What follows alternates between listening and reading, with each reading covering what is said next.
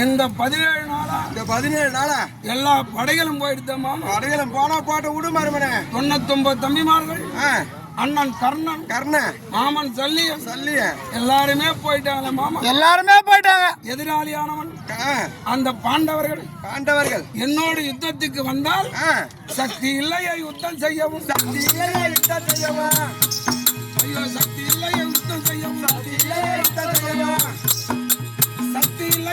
செய்யவும் மெத்தப்படுகிறது ஒட்டையா